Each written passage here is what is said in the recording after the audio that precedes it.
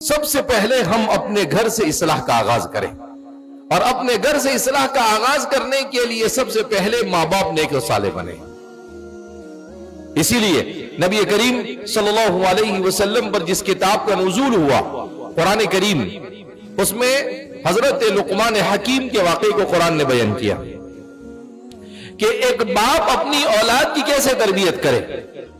کہا کہ حضرت لقمان نے وَإِذْ قَالَ لُقْمَانُ لِابْنِهِ، اور حضرت لقمان نے اپنے بیٹے سے کہا یا بنی لا تشرک باللہ، اے میرے بیٹے اللہ کے ساتھ شرک مت کر۔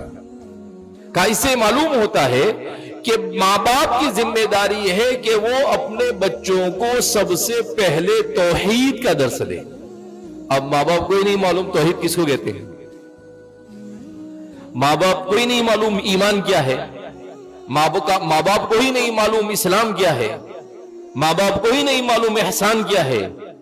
جب ماں باپ کو نہیں معلوم ہے تو ظاہر سی بات ہے کہ وہ اپنی اولاد کی کیسے تربیت۔ حضرت لقمان سب سے پہلے لا یا بنی لا تشرک باللہ ان الشرک لظلم عظیم، کہ سب سے بڑا گناہ روئے زمین پر اگر کوئی ہو سکتا ہے تو وہ اللہ کے ساتھ شرک کرنا۔ اب اتنا بڑا گناہ، اب شرک کیا ہے؟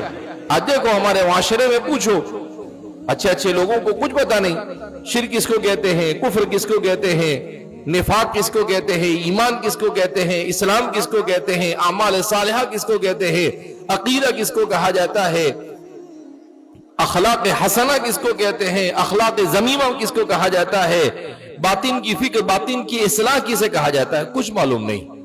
ہم سب اپنی دنیا میں مست ہیں۔ تو ایسے معاشرے کے اندر میں تبدیلیاں نہیں آتی ہے، لہذا اس بنا پر ماں باپ کو خود دین سیکھنا چاہیے۔